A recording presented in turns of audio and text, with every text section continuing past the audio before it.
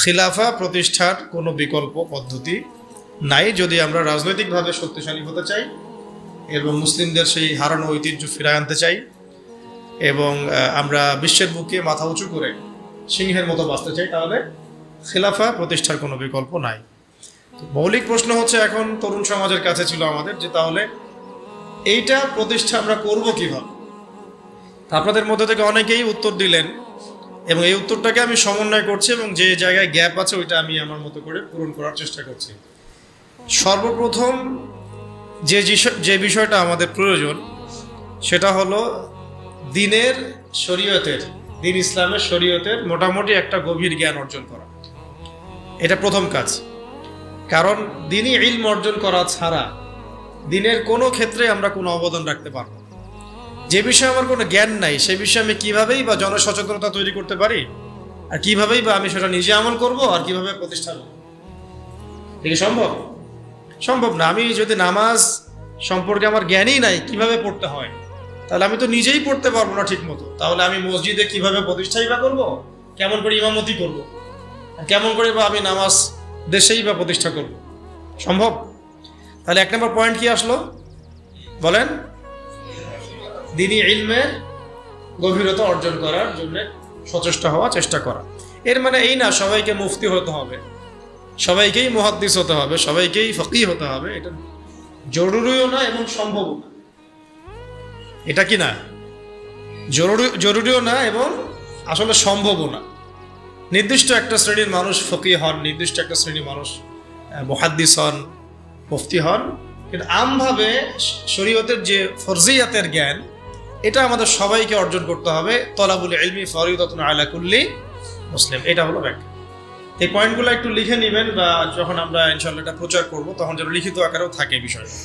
এক নম্বর পয়েন্ট তাহলে কি, কিভাবে আমরা খিলাফা কায়েম করব? প্রথম কাজ শরীয়তের জ্ঞান অর্জনে সচেষ্ট হওয়া, ঠিক আছে? দ্বিতীয়টা হচ্ছে ওই জ্ঞান অনুযায়ী নিজে আগে আমল করা, ইলম অনুযায়ী নিজে আমল করা। এমন কেউ খলিফা হতে পারবেই না যে নিজে ইসলামের এই ফরজিয়াত, ওয়াজিব, সুন্নাত এগুলো আমল করে না। সে কি খলিফা হতে পারবে? ইসলামে যারা খলিফা, বরেণ্য খলিফা আবু বকর রাদিয়াল্লাহু আনহু, ওমর, ওসমান, আলী, তাদের আমল আর আমাদের সারা, তাদের এক রাতের আমল আর আমাদের সারা জীবনের আমল কখনো এক হবে? বলেন। সাহাবায়ে কেরাম রাদিয়াল্লাহু আনহুম আজমাইন যুদ্ধের মাঠেও মিসওয়াক করা ছাড়তেন না। সুবহানাল্লাহ। জিহাদের কাতারে দাঁড়িয়েও কি করতেন না? মিসওয়াক করা ছাড়তেন না। আর আমরা কি করি? আমরা কিছু করলে তার সাথে আবার হারাম কিছু গান লাগাই দিচ্ছি আর কি, যাতে মানুষ গানটাও শুনে ফেলতেছে। সাহাবায়ে কেরাম রাদিয়াল্লাহু আনহুম জিহাদের মাঠেও মিসওয়াক ছাড়তেন না। তাহলে ইলমের সাথে সাথে আমলটা খুব জরুরি বিষয়। আমল না থাকলে ওই তাসকিয়া আসবে না। তাসকিয়া না আসলে তার মধ্যে পরকালীন চেতনাটা অত গাঢ় থাকবে না এবং আত্মশুদ্ধি ছাড়া কোনো ব্যক্তিকে দিয়ে সমাজ সংস্কার সম্ভব নয়। নবী সাল্লাল্লাহু আলাইহি ওয়াসাল্লামের এই যে এত সাফল্য, তার পিছনে দেখেন অন্যতম একটা কারণ কি, তিনি সবার আগে আমল করে দেখাতেন। আমাদের নবীজি এমন মানুষ ছিলেন না যে আমল করতে খালি বলতেন, বরং নিজে আগে ওটা করে দেখাতেন। কথা ঠিক কিনা? নিজে আমল করে দেখাতেন, বরং অন্যদের চেয়ে বেশি করতেন। তিনি প্রত্যেক রাতে তাহাজ্জুদ পড়তেন। আমাদের উপর প্রত্যেক রাতে তাহাজ্জুদ পড়া ফরজ না, তার উপরে কি ছিল? ফরজ। টানা রোজা রাখতেন, বলতেন যে তোমরা এত টানা রাখতে পারবে না, আল্লাহ পাক আমাকে ঘুমন্ত অবস্থায় খাওয়ান, ঘুমন্ত অবস্থায় পান করান। সুবহানাল্লাহ। তো তিনি আরো বেশি করে দেখাতেন। মানে বোঝাতে যাচ্ছি যে আমলহীন ইলমেরও কোনো মূল্য পাওয়া যাচ্ছে না। আমলবিহীন ইলম আপনার উপকার করতে পারছে না। তাহলে আমলটা বাড়াতে হবে। আল্লাহ পাক আমাদেরকে তৌফিক দান করুন। ফরজগুলো আগে পালন করা, সুন্নতের পাবন্ধ হওয়া, মুস্তাহাবগুলো না ছাড়া, চেষ্টা করা না ছাড়া। 2 3 নাম্বার হচ্ছে, দেখুন 3 নাম্বারটা হচ্ছে নিজের পরিবারটা গড়া। এই ভাই একজন কথা বলেছেন একটু আগে, একজন পরিবার গড়ার জন্য সচেষ্ট হওয়া। তবে এটা মনে করবেন না যে পরিবারের সব সদস্যই আপনার মতোই হবে, এমনটা নাও হতে পারে। এটা ক্ষেত্র বিশেষে নাও হতে পারে, হলে আলহামদুলিল্লাহ নূরুন আলা নূর, কিন্তু নাও হতে পারে। কারণ অনেক ক্ষেত্রে দেখা গেছে যে পরিবারের লোকজন ইসলামের বিপক্ষে অবস্থান নিয়েছে। হয় নাই? নবীর ক্ষেত্রে হয় নাই? আমাদের নবীজির ক্ষেত্রে হয় নাই? আপনারা সিরাত পড়লে তাজ্জিব হয়ে যাবেন যে ইসলামের ইতিহাসে জিহাদের মাঠে সর্বপ্রথম তীর ছুঁড়েছেন যে সাহাবী, মানে প্রথম ফায়ার করেছেন, তীর ছুঁড়েছেন যে সাহাবী, তার নাম সাদ ইবনে আবি ওয়াক্কাস রাদিয়াল্লাহু আনহু। কি নাম? 10 জন সাহাবী জান্নাতের সুসংবাদ প্রাপ্ত, তার মধ্যে একজন। কি নাম বলেন? এটা জানলেন। আবার উহুদের মাঠে যে কয়েকজন কাফের আল্লাহ নবী সাল্লাল্লাহু আলাইহি ওয়াসাল্লামের উপর আঘাত করেছিল, তার মধ্যে একজন হচ্ছেন উতবা বিন আবি ওয়াক্কাস। কি নাম?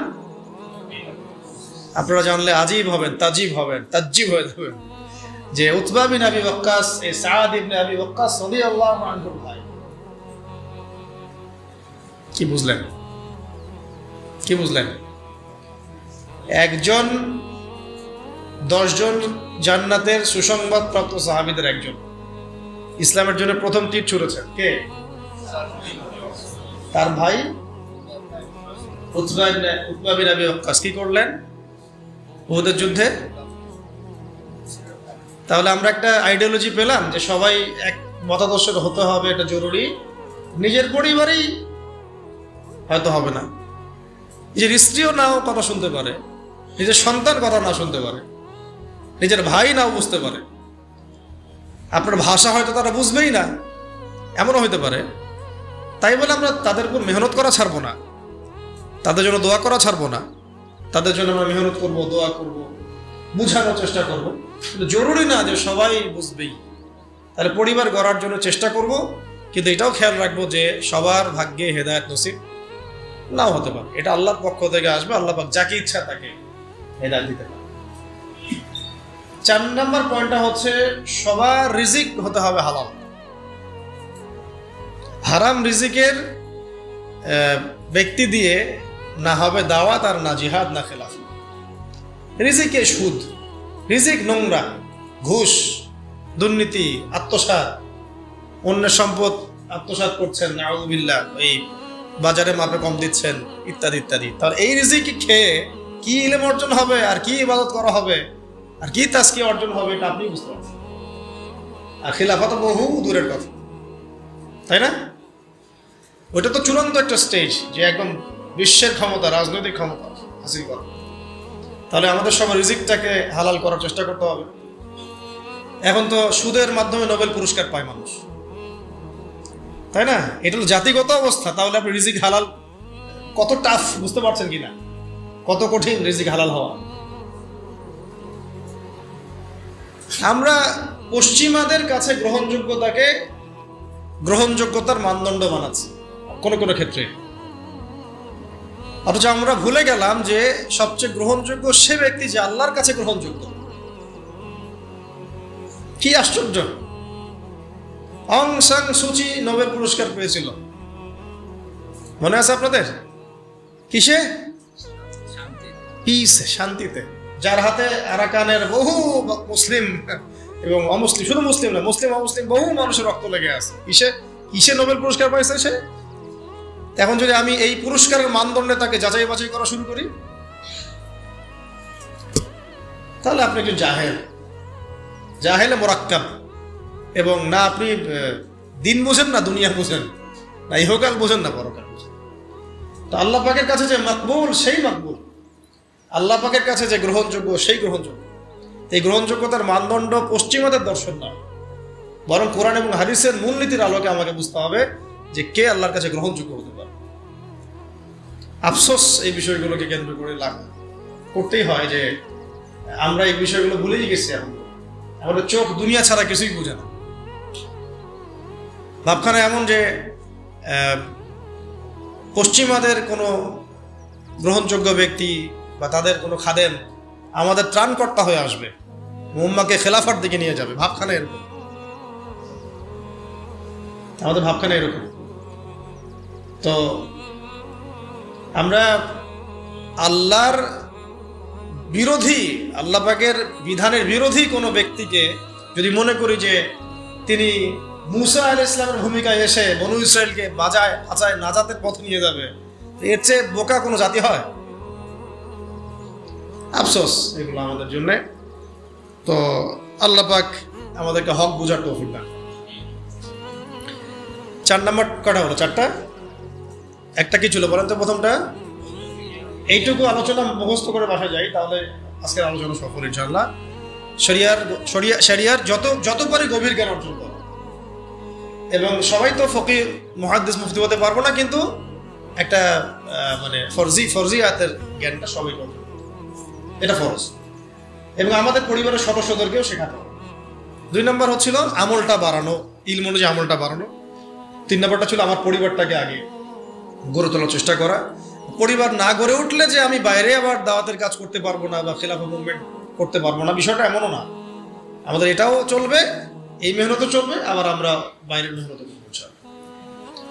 4 নম্বর হচ্ছে রিজিক হারাম যেন নিজের রক্তে না ঢুকে। এটা খুবই সতর্কতার সাথে চলা, না হলে হারামখোরদেরকে দিয়ে খেলাফা কায়েম হয় না, কখনোই হয়নি, হবে বলে লাভ নাই।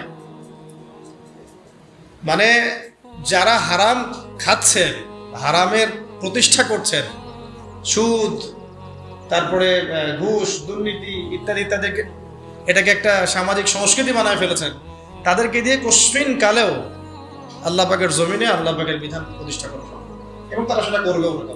ওই চেতনাই তাদের মধ্যে আসবে না। 5 নম্বরটা হচ্ছে যে মাথার উপরে মুরব্বি রাখা। এটা মাথাটা ভালো করে ঢুকান। মাথার উপরে মুরব্বি রাখা। মুরব্বি বলতে বোঝাচ্ছি যারা শরীয়তের গভীর জ্ঞান অর্জন করেছেন, বড় বড় ওলামায়ে কেরাম, তাদের পরামর্শ নেওয়া। যে নিজেকেই মুরব্বি মনে করে সে পথভ্রষ্ট হইতে তার একদিন সময় লাগবে না। আমরা এখন অনেক ওলামায়ে কেরামের এক্সাম্পল দিতে পারবো, পাবলিকের নাম বলতে যাচ্ছি না। শুধুমাত্র নিজেকে মুরব্বি মনে করার কারণে এবং তার মাথার উপরে কোনো মুরব্বি না থাকার কারণে মুহূর্তের মধ্যেই পদস্খলিত হয়ে গেছে। এমন হচ্ছে সকালে হয়তো মুমিন ছিল, বিকালে কুফরি কথা বলে ফেলছে। বিকালে হয়তো মুমিন ছিল, সকালবেলা উঠে মুনাফিকদের পক্ষে কথা বলে ফেলছে, ইসলাম বিপক্ষে কথা বলে ফেলছে, দালালি করে ফেলছে। কারণ মুরব্বিদের সাথে মাশওয়ারা করে নাই। এই জন্য, আর এটা হলো তাদের কথা বললাম যারা মানে ফান্ডামেন্টাল আলেম, এরকম অনেকেই এরকম পরিস্থিতির শিকার হয়ে গেছে। আর আমরা যারা আলেম না, জেনারেল শিক্ষিত মানুষ বা শরিয়াত অত বুঝি না, তারা যদি মুরব্বি মেনে না চলি, আমাদের কি অবস্থা হতে পারে? তো এখন এখানে আমি চলমান প্রেক্ষাপটে একটা খেলে আফসোসের কথা বলি। অনেক কিছুই হলো, অনেক কিছুই হচ্ছে, আবার অনেক কিছু হবে, তাই না? কিন্তু যারা এখানে নেতৃত্ব দিচ্ছেন বা লিডিং রোল প্লে করছেন, তাদের মাথার উপরে কোন কোন মুরব্বীদেরকে তারা রেখেছেন, এটা আমি জানতে চাই। কোন কোন বরেণ্য বিদগ্ধ ওলামায়ে কেরাম আর মুরব্বীদের সাথে মাশওয়ারা করে আপনারা কাজ করছেন, এটা জানার আমার খুব ইচ্ছা। যদি করেন আলহামদুলিল্লাহ, যদি না করেন তাহলে এটা খুবই গলত একটা কাজ হচ্ছে। উচিত ছিল বরেণ্য ওলামায়ে কেরামদের সাথে মাশওয়ারা করা, পরামর্শ করা। ওলামায়ে কেরাম আপনার ঘরের দরজার সামনে যাবেন না, তো আপনাকে আসতে হবে ওলামায়ে কেরামের দরবারের সামনে।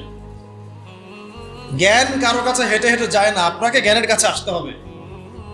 আর বরেণ্য ওলামায়ে কেরামদেরকে ফেসবুকে পাবেন না তো এইভাবে। ফেসবুক, ইউটিউবে খালি সার্চ মারলেই তো হবে না যে কাদের ওয়াজ মানুষ বেশি শোনে আর কাকে মানুষ বেশি বড় আলেম মনে করে।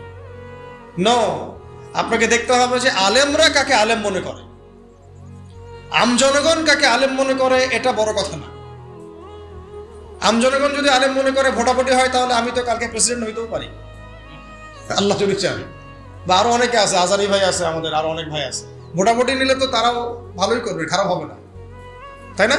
জনপ্রিয়তা আছে, এটা সত্য মিথ্যার মানদণ্ড না। এই জনপ্রিয়তা হক আর বাতিলের মানদণ্ড কশ্চিনকালেও না। আপনারা দেখবেন ওলামায়ে কেরাম কাকে হক মনে করেন, ওলামায়ে কেরাম কার কাছে ইলম নিতে যান, ওলামায়ে কেরাম না কার পিছনে ছুটতেছেন, ওইটা আপনি ফলো করুন। সাধারণ আমভাবে মানুষ পঙ্গ করার মতো কাকে ফলো করতেছে, কাকে হিরো মনে করতেছে, কাকে বড় সেলিব্রিটি মনে করতেছে, this is not the big deal. এটা বড় কথা না। এটা ভালো হতে পারে, তার জন্য কল্যাণকর হতে পারে, আবার ফিতনাও হতে পারে। বাংলাদেশের অনেক কিছু ইসলামিক ক্ষেত্রেও, রাজনৈতিক ক্ষেত্রেও এবং সামাজিক ক্ষেত্রেও অনেক বিষয়ের সিদ্ধান্ত গৃহীত হচ্ছে ফেসবুকের মাধ্যমে। ফেসবুকে একটা হাইপ তুলে দেন, দেখা যাবে মানুষ দেখা যাচ্ছে ওইটাকে নিয়ে সারাদিন বসে আছে, ঘুরে ফিরে ওইটা সামনে আসতেছে, এটা নিয়ে সবাই লেখালেখি করতেছে, পরে ওইটার আলোকে একটা সিদ্ধান্ত বাস্তবায়ন হয়ে গেল। সুবহানাল্লাহ, সুবহানাল্লাহ, কি জাহালাত, কি ফিতনা। কেন জাহালাত ফিতনা বলছি? একটা এক্সাম্পল দিলে বুঝবেন। একটা খালি এক্সাম্পল দিব। মনে করেন এটা উমর রাদিয়াল্লাহু আনহুর শাসন, একটু মনোযোগ ধরে রাখেন। কার শাসন? উমর রাদিয়াল্লাহু আনহুর শাসনে যারা জনগণ তারা সবাই সাহাবী না? তারা আল্লাহর রাসূলকে দেখেছেন না? এই দীর্ঘ সময় রাসূলের সহবত ছিলেন না? ওই জামানার একজন ব্যক্তি কি এখনকার সব মানুষের চেয়ে উত্তম না? বুঝলেন কথা? কিন্তু উমর রাদিয়াল্লাহু আনহু সমস্ত সাহাবীদের সাথে এই তথাকথিত গণতান্ত্রিক পদ্ধতিতে মাশওয়ারা করতেন না। মাশওয়ারা করার জন্য ওই সাহাবীদের মধ্যেও বাছাইকৃত একটা প্যানেল ছিল তার, যেটাকে বলা হতো মজলিসে শুরা। কি বলা হতো? মজলিসে শুরা। তার মধ্যে বড় বড় বরেণ্য সাহাবী ছিলেন। আলী রাদিয়াল্লাহু আনহু ছিলেন, উসমান রাদিয়াল্লাহু আনহু ছিলেন, তালহা রাদিয়াল্লাহু আনহু ছিলেন, আব্দুর রহমান বিন আউফ ছিলেন রাদিয়াল্লাহু আনহু, আর কে জুবাইর ইবনে আওয়াম রাদিয়াল্লাহু আনহু ছিলেন। এরকম প্রায় 10 জন 15 জন সাহাবীর একটা প্যানেল ছিল। দেখেন, সাহাবীদের যুগেও তিনি বাছাইকৃত মানুষদের সাথে মাশওয়ারা করে সিদ্ধান্ত নিতেন। আমি কি পয়েন্ট বুঝাতে পারছি? সাহাবীদের যুগেও তিনি বাছাইকৃত সাহাবীদের সাথে মাশওয়ারা করে সিদ্ধান্ত নিয়ে রাষ্ট্র পরিচালনা করতেন। আর আমরা ফেসবুকের হাইপ থেকে সিদ্ধান্ত নেই। ফেসবুকে কাকে মানুষ হিরো মনে করছে, কাকে কার ভিউজ বেশি, কার ফলোয়ার্স বেশি, কে কোন হাইপে চলছে ইত্যাদি। আউযুবিল্লাহ মিন যালিক। এই হাইপের খপ্পরে পড়লে সবসময় সিদ্ধান্ত সঠিক হবে না, বেশিরভাগ ক্ষেত্রে ভুলও হতে পারে। অমুক ইসলামী সংগঠনের আমির কে হবে এটার ফয়সালা হচ্ছে ফেসবুকে। আর ফেসবুক তো ইউজ করতেছে সবাই, মানুষ, জিন, ইনসান, গরু, ছাগল, হাঁস, মুরগি সবগুলো। যেদিন বুঝে যে বুঝে না, যে আলেম না, যে কোরআন পড়তে পারে যে পারে না, সবাই ইউজ করতেছে, সবাই মতামত দিচ্ছে। আর সবার মতামত সামনে যখন আসতেছে একটা বিশৃঙ্খল অবস্থা। একটা এক্সাম্পল দিলাম। উমর রাদিয়াল্লাহু আনহু সমস্ত সাহাবীদের মধ্যে থেকে বাছাইকৃত সাহাবীদেরকে নিয়ে মজলিসে শুরার মধ্য দিয়ে সিদ্ধান্ত নিয়ে রাষ্ট্র চালিয়েছেন বলেই তো ওই যুগটাকে বলি আমরা সোনালী যুগ। ওই জামানায় যদি ফেসবুক থাকতো তাহলে অবস্থা খারাপ ছিল। এই সলফে সালেহিনদের যুগে এই ফিতনাটা আসে নাই বলে তাদের চরিত্র আল্লাহ পাক হেফাজত করেছে। এখনকার যুগে যদি আবু হানিফা রাহিমাহুল্লাহ বয়ান করা শুরু করে, তার বয়ানের যে কত ভুল মানুষ ধরা শুরু করবে আল্লাহই ভালো জানেন ফেসবুকে। যাই হোক, ওইটা আলাদা ইস্যু, আমি ওইদিকে আর গভীর করছি না। আমি বলতে চাচ্ছিলাম যে মাথার উপরে কি রাখা ভাই? বরেণ্য ওলামায়ে কেরামদের, মুরব্বীদের একটা প্যানেল রাখা।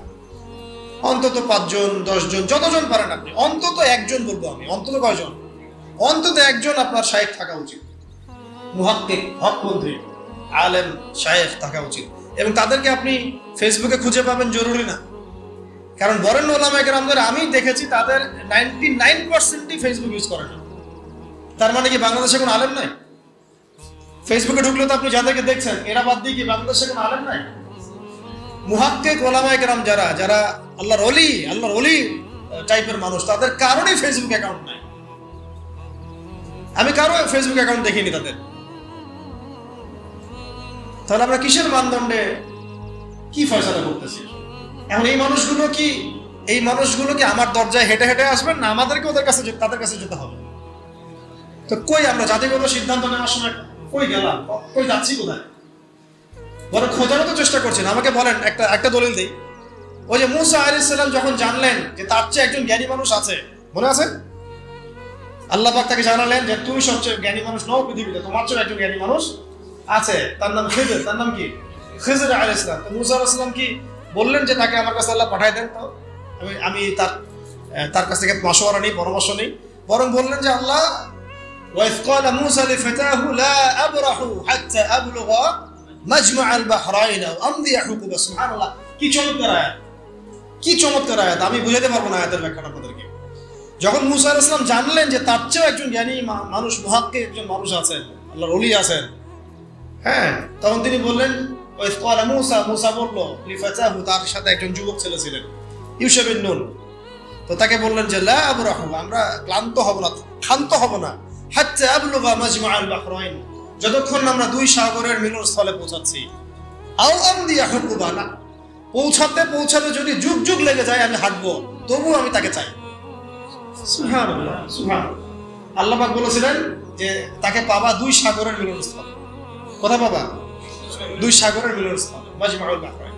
মুসা আলাইহিস সালাম বলেন যুগ যুগ যদি হাঁটতেও হয়, হুকুবা শব্দ শোনেন নাই? 80 হুকবা জাহান্নামে থাকতে হবে নামাজ না পড়লে। হুকবা মানে একটা লম্বা সময় বোঝানো হয়। প্রয়োজনে আমি যুগ যুগ চলতে থাকবো, তবুও ওই মানুষের সহমত আমি চাই, ক্ষান্ত আমি হব না। সাথে নিলেন একজনকে, চলো। এই যে ছোট হাঁটা শুরু করলেন, চলতে কত বছর হাঁটতে হয়েছে আপনি বলে যান। ওই সময় তো আর ফ্লাইট ছিল না যে কেউ ল্যান্ড করে ফেললাম। তো এখানে দেখেন একটা বিষয় খেয়াল করেন যে জ্ঞানের কাছে যেতে হয়েছে, জ্ঞান হেঁটে হেঁটে তার কাছে আসে নাই। তাই আমাদের এই খিলাফা কনসেপ্টের জন্য অবশ্যই বরেণ্য ওলামায়ে কেরামদের সহবত এবং মাথার উপরে এই মুরব্বীদের পরামর্শ মাশওয়ারা লাগবে। নিজেকে যদি মুরব্বী মনে করা শুরু করি, তখন পদস্খলন হতে সময় লাগবে না। আমাদের অনেক বড় বড় ইসলামিক ব্যক্তিত্ব এবং সেলিব্রিটি এভাবে পদস্খলিত হয়ে গেছে অলরেডি, শুধু মুরব্বীদের সহবত না থাকার কারণে, নিজেকে মুরব্বী মনে করার কারণে যে আমি মুরব্বী, আমার কোনো সহবতের দরকার নেই। অথচ প্রত্যেক বরেণ্য মুরব্বীও আমরা যাদেরকে চিনি, তারাও মাথার উপরে মুরব্বী রেখে চলেন। সুবহানাল্লাহ, তাদেরও মুরব্বী আছে। এটা সিলসিলা, একটা সিলসিলা, সিনাই এটা চলে আসতেছে একদম সাহাবীদের যুগ থেকে, রাসূলের যুগ থেকে। তাই 5 নম্বর পয়েন্টটা হচ্ছে আমাদেরকে কি করতে হবে ভাই? ওলামায়ে কেরামের সহবত লাগবে এবং মাথার উপর মুরব্বী রাখতে হবে। কমপক্ষে কয়জন? কমপক্ষে একজন। এটা আপনি সিলেক্ট করবেন কিভাবে? ফেসবুক থেকে দেখবেন ওলামায়ে কেরামগণ কাকে বড় মুহাক্কিক আলেম মনে করেন, এইভাবে সিলেক্ট করবেন, খুঁজে বের করবেন। তাদের সংখ্যা একজন হতে পারে, 10 জন হতে পারে, 100 জন হতে পারে। আমাদের মাশওয়ারার এই সুন্নতটাকে চালু করতে হবে। কয়টা হলো? 5টা। আচ্ছা, 6 নম্বরটা হচ্ছে যে আমাদের সবাইকে সিরাতুন নবী সাল্লাল্লাহু আলাইহি ওয়াসাল্লাম পড়তে হবে। কি পড়তে হবে ভাই? এক ভাই বলেছিলেন এই কথাটা মাঝখানে, যে খেলাফা প্রতিষ্ঠা করা কি একটা ইবাদত নাকি দুনিয়াবি কাজ? বলেন তো, বলেন। তাহলে ইবাদত যদি হয়, তাহলে এর তরিকা কার কাছ থেকে নিতে হবে? রাসূলুল্লাহ সাল্লাল্লাহু আলাইহি ওয়াসাল্লামের সুন্নাত থেকে, সিরাত থেকে। তাহলে আমরা যদি সিরাতের চর্চা না করি, সিরাত না পড়ি, না বুঝি, তাহলে আমরা এই খেলাফা প্রতিষ্ঠার পথে গেলেও ভুল করে ফেলতে পারি। নবীর তরিকা বাদ দিয়ে অন্য তরিকাকে আমল কবুল হবে? মনে হয় আপনাদের সাফল্য আসবে না। আচ্ছা, এটা মাথায় রাখেন। 7 নম্বর হচ্ছে, এটাও বলেছেন এক ভাই, যে আমাদের সবাইকে ঐক্যবদ্ধভাবে সিদ্ধান্ত নিয়ে একজনকে আমির নিযুক্ত করতে হবে। কি করতে হবে? আমির তো নিজে বলবে না যে ভাই আমি আমির, আসো তোমরা আমার দলে, সে বলবে? যারা বুঝবান তাদের উচিত হবে উদ্যোগ নিয়ে খিলাফা প্রতিষ্ঠার সংগ্রামে বা এই মুভমেন্টে কোনো একজন ভাইকে বা কোনো একজন আলেমকে, কোনো একজন বরেণ্য ব্যক্তিত্বকে আমির হিসেবে নির্ধারণ করা। এই কাজটা কাদের দায়িত্ব? তাহলে এটা আপনাদের দায়িত্ব। ওলামায়ে কেরামদের সাথে বসা, তাদের সাথে মাশওয়ারা করা, কাকে করা যায় এটা নিয়ে একটা মুভমেন্ট করা, এটা আপনাদের দায়িত্ব। নেতা ছাড়া কোনো যুদ্ধ হয়? নেতা ছাড়া কোনো মুভমেন্ট হয়? আর সবাই যদি নিজেকে নেতা মনে করা শুরু করে, তাহলে হবে? আর নেতা কয়জন হবে? 10 জন, 20 জন, না একজন? একটা মুভমেন্ট তখন সফল হবে যখন সেখানে একজন বরেণ্য, আল্লাহর কাছে কবুল একজন বান্দা, যিনি দায়িত্ব চেয়ে নিচ্ছেন না, চাচ্ছেন না যে আমাকে আমির করুন, বরং মানুষ বুঝে শুনে তাকে আমির করছে। এরকম কোনো মানুষ যখন বিচক্ষণ, বিদগ্ধ একজন আমির থাকবে মাথার উপরে, তখন এই মুভমেন্টটা সফল হবে। এটা হলো আমাদের কাজ। তাহলে আমির একটা বড় বিষয়। কারণ দেখুন, সাহাবীরা একজন নেতার অধীনে নেতৃত্বে চলেছে, তাই না? সাহাবীর যুগের পরে আবু বকর রাদিয়াল্লাহু আনহুর সময় কে আমির ছিল? একজন। কয়জন? নাকি নাকি উমর রাদিয়াল্লাহু আনহু আমির, বাকিরা কি সবাই আমির? সবাই কি আলাদা আলাদা আমির? একজন আমির ছিলেন, আবু বকর রাদিয়াল্লাহু আনহু। তারপরে উমর রাদিয়াল্লাহু আনহুর সময় কি একজন আমির না 10 জন আমির? উসমান রাদিয়াল্লাহু আনহুর সময়, আলী ইবনে আবি তালিবের সময় একজন। কিন্তু আমি একটা এক্সাম্পল দিয়ে বুঝালাম যে আমির যখন একজন থাকে তখন সমাজের শৃঙ্খলা বোঝায়। 10 জন ইমারতের দায়িত্ব যদি দাবি করে আমিও আমির, তুমি অমুক আমির, তুমি তমুক আমির, তাহলে বিশৃঙ্খলা সৃষ্টি হবে, তখন খেলাফা মুভমেন্টে পড়ে যাবে।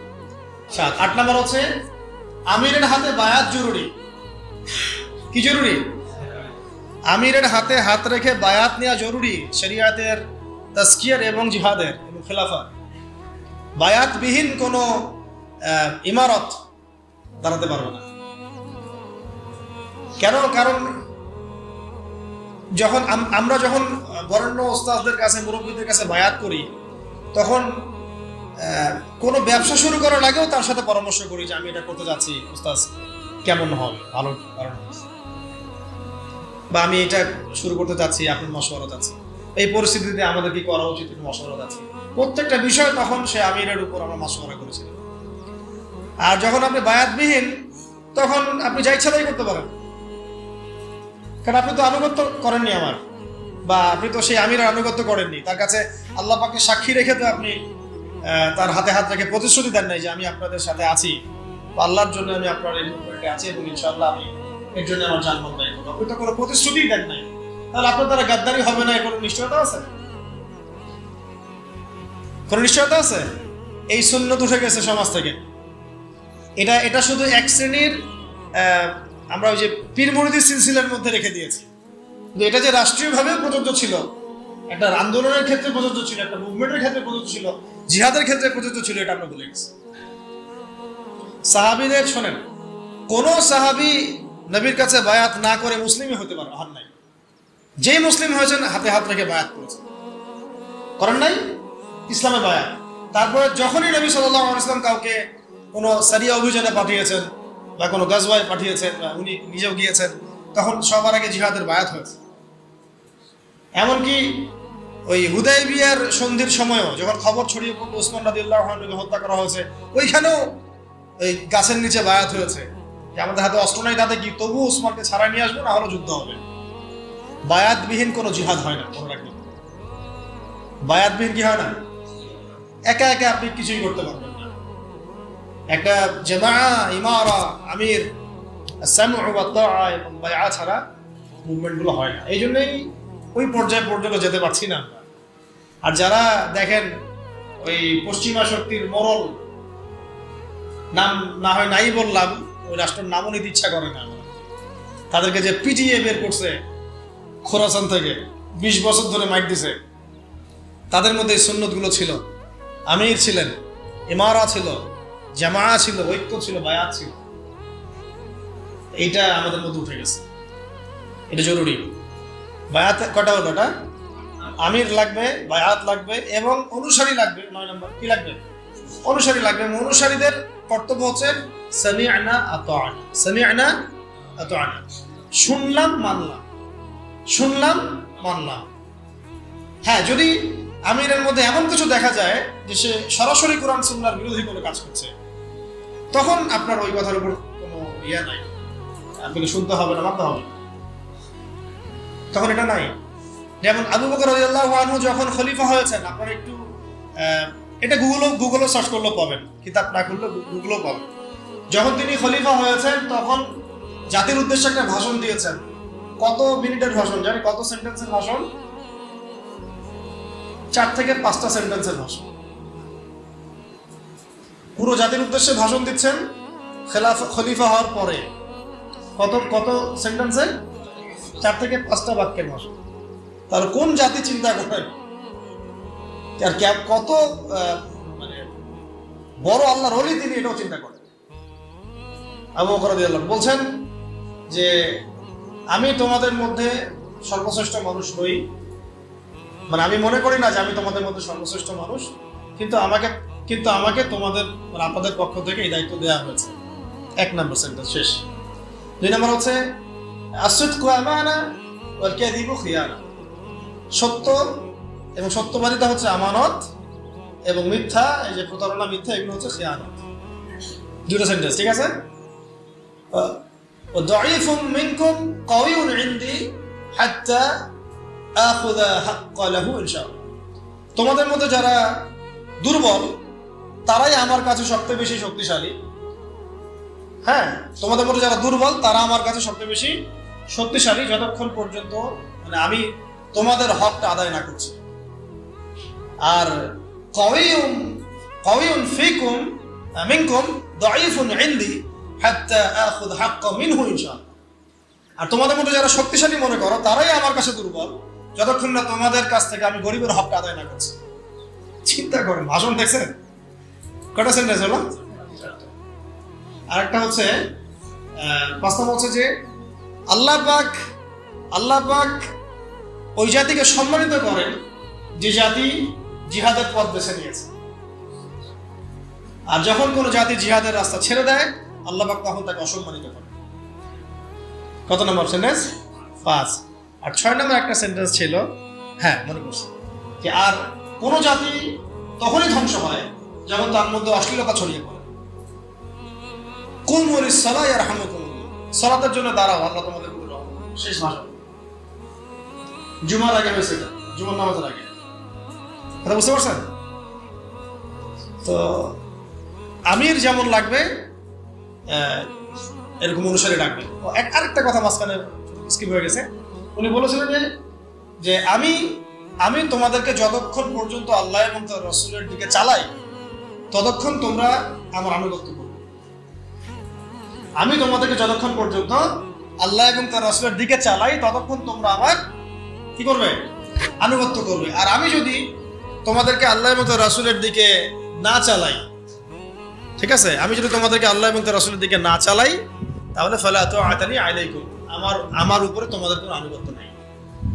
বুঝতে পারলাম? তবে কি সামান্য বিষয়েই যে তার আনুগত্য ছেড়ে দিতে হবে এমন না, তাকে নসিহত করতে হবে, পরামর্শ দিতে হবে, সংশোধনের চেষ্টা করতে হবে, ধৈর্য ধরতে হবে। একটা 10 নম্বর পয়েন্ট হচ্ছে যে শূরা ভিত্তিক সিদ্ধান্ত নেওয়া। কি করা? মজলিসে শূরা ভিত্তিক সিদ্ধান্ত নেওয়া। একটু আগে একটা কথা বলে এক্সাম্পল দিয়েছিলাম, উমর রাদিয়াল্লাহু আনহু, তার একটা শূরা প্যানেল ছিল না? এই শূরা প্যানেল থেকে সিদ্ধান্ত গৃহীত হতো, তারপর এটা পুরো জনগণের উপরে বাস্তবায়িত। কথা বুঝতে পারছেন? তাই আমাদেরকে ওইভাবেই একটা প্রত্যেকটা ক্ষেত্রে একটা শূরা কমিটি থাকতে হবে যারা মাশওয়ারা করে পরামর্শের মধ্য দিয়ে সিদ্ধান্ত নেবে। এটা একটা যেহেতু রাষ্ট্রীয় ব্যাপার, এটা বিভিন্ন স্তরে স্তরে ভাগ হতে পারে। যেমন কেন্দ্রীয় একটা শূরা কমিটি বা শূরা সদস্য, জেলা ভিত্তিক শূরা সদস্য, থানা ভিত্তিক শূরা সদস্য, এভাবে হয়তো একটা চেইন অফ কমান্ড থাকতে পারে, কিন্তু মূল শূরা থাকবে একটা কেন্দ্রীয়। এখান থেকেই সবকিছু ফয়সালা হচ্ছে। আপনারা কি জানেন যে বর্তমান বিশ্ব যে চলতেছে এই তাগুতি বিধান দিয়ে, শয়তানি বিধান দিয়ে, এরও একটা শূরা পরিষদ আছে? হ্যাঁ, ওটা কি? জাতিসংঘ। হ্যাঁ, এটা জাতিসংঘ চাচা বুঝতে পারছে। অবাক হইলাম। জাতিসংঘ না, জাতিসংঘের সাধারণ পরিষদ না, কিন্তু জাতিসংঘের সিকিউরিটি কাউন্সিল। দুটা ওখানে প্যানেল আছে, কিন্তু একটা সাধারণ পরিষদ, একটা হচ্ছে কি সিকিউরিটি কাউন্সিল। তো সিকিউরিটি কাউন্সিল থেকে সিদ্ধান্ত গৃহীত হয় যে কি হবে না হবে, কোথায় কি করবো। কে জানে বাংলাদেশ নিয়ে ওরা কি প্ল্যান করতেছে, আল্লাহ ভালো জানে। প্ল্যান তো করতেছে, কোথায় কি। শোনেন, এটা তো কিছুই না, বাংলাদেশ তো ছোট রাষ্ট্র একটা, দুর্বলই বলা যায় বিশ্বের প্রেক্ষাপটে। আরবের 8-10টা রাষ্ট্রকে 2-3 বছর 4 বছরের ব্যবধানে আরব বসন্তের স্লোগান দিয়ে পুরাই চেঞ্জ করে ফেলে দিছে। এটা এমন এক দাজ্জালীয় শক্তি। দাজ্জাল তো মানুষের রূপে আসে নাই, অনুসারী তো ওরা তৈরি করে রেখে দিছে। আপনারা হাদিস পড়েন, আমরাও পড়ি। আগে একভাবে বুঝতাম, যতদিন যাচ্ছে আল্লাহ পাক অন্যভাবে বোঝার তৌফিক দিচ্ছেন, আলহামদুলিল্লাহ। দাজ্জাল যে সারা বিশ্ব চষে বেড়াবে, ওকে সারা বিশ্বের প্রত্যেক গ্রামে গ্রামে হেঁটে হেঁটে বেড়াবে, নাকি অনুসারী দিয়ে শাসন করাবে? কমন সেন্স না? সব জায়গায় যে ওকে প্রত্যেকটা নূরপুরে ওকে আসতে হবে ওর শাসন প্রতিষ্ঠা করার জন্য? ওর কোন এজেন্ট থাকলেই যথেষ্ট। আবার ভালো দিক দিয়ে দেখেন, ওমর রাদিয়াল্লাহু আনহু খেলাফতের সময় তিনি কি পুরো বিশ্বের সব জায়গায় ঘুরে ঘুরে বেরিয়ে শাসন করেছেন? তিনি ছিলেন মদিনায় চেইন অফ কমান্ড। তার অনুসারী সাহাবায়ে কেরাম রাদিয়াল্লাহু আনহুম তারা বিভিন্ন জায়গায় তাদের কাজ করছেন, ইসলামের কাজ করছেন। এটাই তো মানে স্ট্র্যাটেজি হয়। দাজ্জাল আসে নাই, বের হয় নাই, তো কি হয়েছে? ওর অনুসারী তো অ্যাক্টিভ সবাই।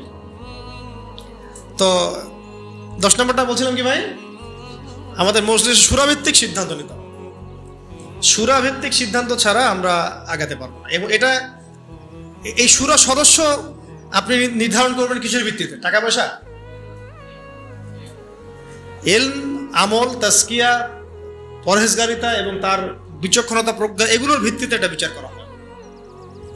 এখানে একজন ব্যক্তি থাকতে পারেন যার বয়স 20 বছর, এমন ব্যক্তিও মজলিসে শুরায় থাকতে পারে, তার যদি জ্ঞান, প্রজ্ঞা, বিচক্ষণতা থাকে, কোনো সমস্যা নাই, আমল থাকে।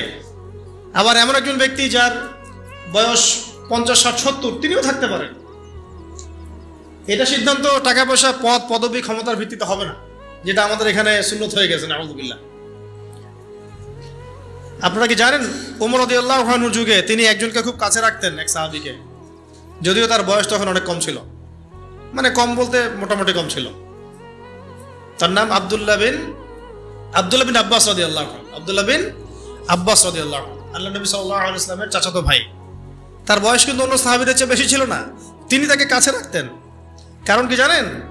কারণ নবীজি সাল্লাল্লাহু আলাইহি ওয়াসাল্লাম তারই চাচাতো ভাইয়ের বুকে মাথায় হাত রেখে একটা দোয়া করে দিয়েছিলেন। আমাদের নবীজি একদিন রাত্রেবেলা উঠে ইস্তেঞ্জা করতে গিয়েছেন, বের হয়ে দেখেন যে কেউ একজন তার জন্য ওযুর পানি রেখে দিয়েছে। ঠিক আছে, তো নবীজি অবাক হয়ে গেছেন, কে পানি রাখছে এখানে আমার জন্য? তো আব্দুল্লাহ বিন আব্বাস রাদিয়াল্লাহু আনহু বললেন যে আমি রাখছি। ছোট তখন তিনি, 10, 12, 14 বছর বয়সে। কত বিচক্ষণ, কেয়ারফুল দেখেন যে নবীজি ইস্তেঞ্জা গেছেন, আমি একটু খেদমত করে দিই, একটু পানি আগায় দিই। তো এই পানিটা পেয়ে নবী সাল্লাল্লাহু আলাইহি ওয়াসাল্লাম তাকে বুকে জড়ায় ধরে মাথায় হাত বুলায় দোয়া করছিলেন সাল্লাল্লাহু আলাইহি ওয়াসাল্লাম যে আল্লাহুম্মা ফাক্কিহহু ফিদ-দীন ওয়া আল্লিমহু তা'ওয়িল। আল্লাহ আপনি তাকে দ্বীনের গভীর বুঝ দান করেন এবং তাকে এই যে কোরআনের এগুলোর ব্যাখ্যা বিশ্লেষণ করার তৌফিক দান করেন। তিনি হয়েছেন পরবর্তীতে রাইসুল মুফাসসিরিন, সমস্ত মুফাসসিরদের সর্দার যাদেরকে বলা হয় তার মধ্যে একজন হচ্ছেন আব্দুল্লাহ বিন আব্বাস রাদিয়াল্লাহু আনহু। তার বয়স তখন কম, তারপরেও উমর রাদিয়াল্লাহু আনহু তাকে কাছে বসা রাখতেন, পরামর্শ নিতেন, আয়াতের ব্যাখ্যা জানতে চাইতেন।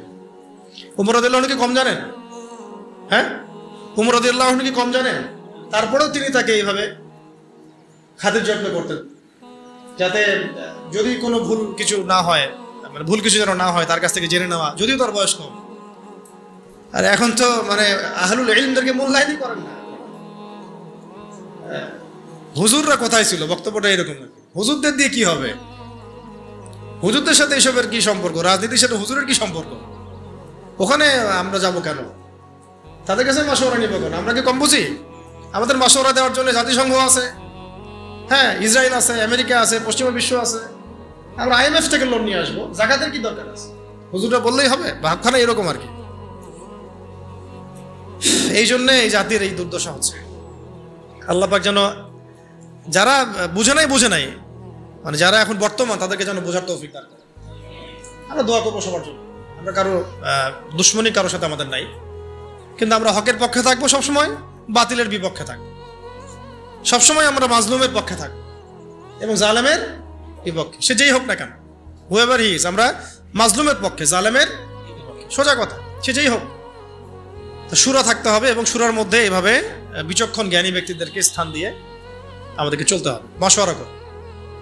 আরো আছে, দেখি যতগুলো বলা যায়, মাথায় যতগুলো আসে। এক ভাই বলেছিলেন তাজকিয়ার কথা, আত্মশুদ্ধি খুব ইম্পর্টেন্ট জিনিস। নিজের মধ্যে নিজের অন্তর যদি পবিত্র না হয়, আত্মশুদ্ধি মানে হচ্ছে নিজের নফসটাকে পবিত্র করা। নফসের মধ্যে কারোর প্রতি হিংসা, বিদ্বেষ, এগুলো রাখা যাবে না। একেবারে আমরা বলি না একটা কথা, সাদা মনের মানুষ, এই সাদা মনের মানুষ হতে হবে। তাজকিয়ার আত্মশুদ্ধি থাকবে, নূর থাকবে কলবে। এগুলো আবার শুধুমাত্র বই পড়ে বা আমল করে আসে না, এটার জন্য মুরব্বী লাগে, আল্লাহর ওলিদের সোহবত লাগে। তখন দেখবেন যে আপনি অনেক কিছু, অনেক জ্ঞান এমনভাবে অর্জন করছেন যেটা আপনি 20 বছর পড়াশোনা করেও পান না, যেটা আপনি 20 মিনিটে পাচ্ছেন, 20 দিনে পাচ্ছেন, 20 বছরও পাচ্ছেন। তো আত্মশুদ্ধি অর্জন করার জন্য সাহাবীরা কি করতেন? সবসময় নবীর কাছে গিয়ে পড়ে থাকতেন।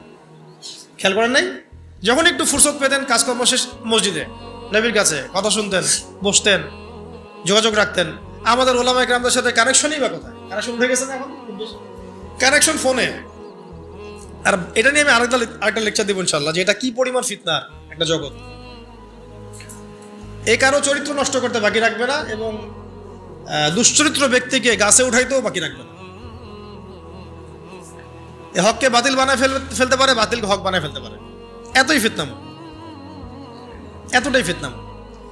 তো আমাদের মুরব্বীদের সাথে, সহবতের সাথে সাথে তাসকিয়া, আত্মশুদ্ধি অর্জন করার চেষ্টা করতে হবে। এর জন্য ওলামা কেরাম বলেন পরকালের ফিকির করা, মৌতের কথা স্মরণ করা, বেশি বেশি জিকির করা, কোরআন তেলাওয়াত বাড়ায় দেওয়া, তারপরে মুরব্বীদের সাথে দেখা সাক্ষাৎ করা, আলেমদের সাথে যোগাযোগ রাখা। যখনই মনটা একটু দুনিয়াবি ভাব আসতেছে তখনই চলে যাওয়া। ওস্তাদ আসলে মনটার মধ্যে অস্থিরতা কাজ করতেছে, মনে হচ্ছে ঈমান কমে যাচ্ছে, আমল কমে যাচ্ছে, পরামর্শ দেন, এইভাবে অস্থির থাকা। হুযায়ফা রাদিয়াল্লাহু আনহুর ঘটনা মনে আছে না? উনি মনে করছিলেন যে একদিন আমি কি মুনাফিক হয়ে গেলাম কিনা, আল্লাহ নবীর কাছে গিয়ে বসলে জান্নাত জাহান্নাম মনে হয় চোখে দেখতেছি, বাসায় গেলে মনে হয় যে দুনিয়ার কাছে ঢুকে গেছি। মনে আছে না হাদিসটা? ফাজাইল আমল বই তো আছে। তো তখন তারা দৌড় দিয়ে আবার নবীর কাছে আসলেন, ইয়া রাসূলুল্লাহ বাসায় গেলে এমন লাগে, আপনার কাছে থাকলে এমন লাগে। নবীজি বললেন যে এটা স্বাভাবিক, এটা স্বাভাবিক, কারণ তোমরা যদি সবসময় ওই একই হালতেই থাকতা তাহলে তো তোমরা ফেরেশতা হয়ে যাইতা। তো এই যে ওনাদের ফিকির যে কি হলো, আমি কি মুনাফিক হয়ে গেলাম কিনা, এটা যোগাযোগটা রাখা। এবং আমি বারবার একটা কথা বলতেছি, জ্ঞান আপনার ঘরের দরজা আসবে না, আপনাকে জ্ঞানের কাছে চাইতে হবে, খুঁজে বের করতে হবে, এবং আল্লাহর কাছে কান্নাকাটি করে দোয়া করতে হবে যে আল্লাহ আমাকে সেরকম মুহাক্কিক আলেম, ওইরকম মুহাক্কিক আল্লাহর ওলির সোহবত আল্লাহ তুমি নসিব করো, ওই রকম মানুষদের পরামর্শ নিয়ে চলার তৌফিক দান। ঠিক আছে, কটা হচ্ছে? আচ্ছা, এবার আসি, এগুলো একটু স্ট্রং, একটা বলে শেষ করতেছি। 12 নম্বর হচ্ছে শারীরিক এবং মানসিকভাবে শক্তিশালী হওয়া। কি ঘুম আসছে? ঘুম আসলে একটা কাজ করেন, জায়গা পরিবর্তন করেন। এটা কিন্তু ঘুম চলে যাওয়ার একটা সুন্নাত, জায়গা পরিবর্তন করলে ঘুম চলে যাবে। 12 না, এটা শারীরিক মানসিক দুই দিক থেকেই শক্তিশালী হওয়ার চেষ্টা করেন। কারণ ইসলামের সুন্নত এটা নয় যে আমি গিয়ে মায়ের খাবো। জিহাদের মাঠে সাহাবীরা কখনো এই উদ্দেশ্যে যান নাই যে গেছি আমাকে মারো, আমি শহীদ হয়ে যাবো, এইভাবে যান নাই তারা, বরং গিয়েছেন এই উদ্দেশ্যে যে আমি কাফেরের গর্দান উড়াই দিব। এবং সেই প্রস্তুতি, সেই প্রিপারেশন, সেই ফিজিক্যাল স্ট্রেংথ, তার প্রশিক্ষণ, এদাত, এগুলো তাদের ছিল। ওইটা এমন যুগ ছিল যখন প্রত্যেক ঘরে ঘরে জন্ম থেকেই মানুষ এগুলো শিখত। তীর নিক্ষেপ করা, তরোয়াল চালানো, কুস্তি ইত্যাদি ইত্যাদি, এগুলো জন্ম ছোটবেলা থেকেই মানুষ এগুলো শিখত। এখন তো এটা মানে সব ঘরে ঘরে নাই, আলাদা করে আমরা প্রশাসনিক বাহিনী তৈরি করেছি। এটা হচ্ছে জনগণকে নিরস্ত্রীকরণ করে দেওয়ার একটা প্রক্রিয়া। কিন্তু যাদেরকে প্রশিক্ষিত করছি তারা আবার পশ্চিমাদের দাসত্ব করতেছে, ওদের সেবা দাসে বসে আছে। একটা জাতিসংঘের মিশনকে তারা মনে করতেছে জান্নাতের টিকিট পেয়ে গেছে, নাউযুবিল্লাহি মিন যালিক, তাই না? একটা মিশনের জন্য আপনি কোনো ক্ষেত্রে মুজাহিদ ভাইয়ের মুখে গুলি চালাই দিচ্ছেন। আল্লাহ পাক আপনাদেরকে বোঝার তৌফিক দান করেন। এটাকে এদাত বলে, শরীয়তের ভাষায় কি বলে? এদাত মানে হচ্ছে মানে শারীরিক মানসিকভাবে শক্তিশালী হওয়ার চেষ্টা করা। অ্যাটলিস্ট আপনার ফিজিক্যাল এক্সারসাইজগুলো করা, মার্শাল আর্টস শেখা, বা তারপরে সেলফ ডিফেন্স শেখা। এখন তো আর ওই পরিবেশ নাই যে সবাই ওইসব অস্ত্র চালানো শিখতে পারবে, এটা তো সবার ক্ষেত্রে প্রযোজ্য হচ্ছে না, কিন্তু অ্যাটলিস্ট মেন্টালি এবং ফিজিক্যালি স্ট্রং থাকার চেষ্টা করা। কারণ এটা সুন্নত নয় যে আমি গিয়ে মায়ের খেয়ে চলে আসবো। সাহাবেরা এই উদ্দেশ্যে জিহাদের মাঠে যান নাই, বরং গিয়েছেন কোন উদ্দেশ্যে? যে আমি মারবো, যদি আল্লাহ পাক আমার ওখানে শাহাদাত লিখে রাখেন তাহলে সেখানে আমরা শাহাদাত পাবো না। 313 জন নিয়ে যখন আমরা 1500 জনকে হারাচ্ছি, তার মানে কি বুঝতে পারতেছেন? তারা কি ফিজিক্যালি এবং সামরিক দিক থেকে দুর্বল ছিলেন? আলী রাদিয়াল্লাহু আনহু একাই তিনি 10-20 জনের জন্য যথেষ্ট ছিলেন। ওমর ইবনে খাত্তাব একাই 10 জনের জন্য যথেষ্ট ছিলেন।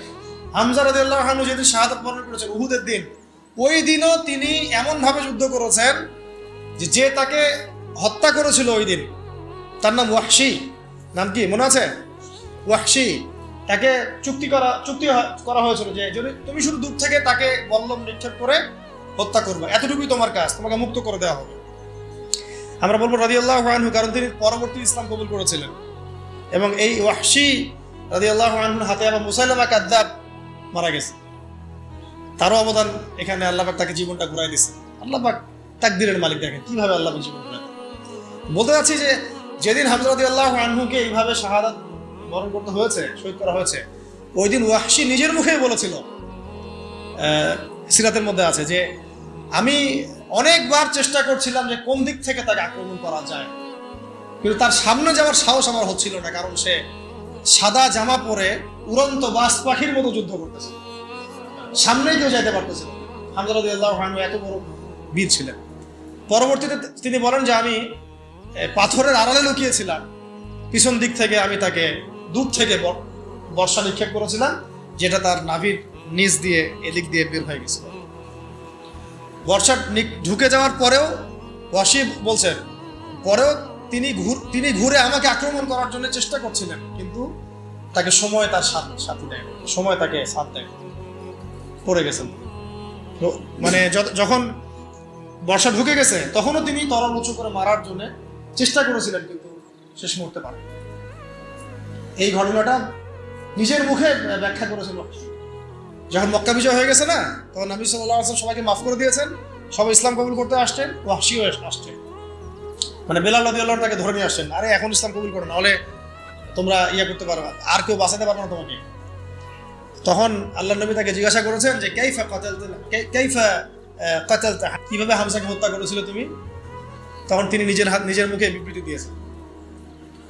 এটা শুনে নবী সাল্লাল্লাহু আলাইহি ওয়াসাল্লাম নবী হিসেবে বায়াত নিয়েছেন তার ইসলামের জন্য।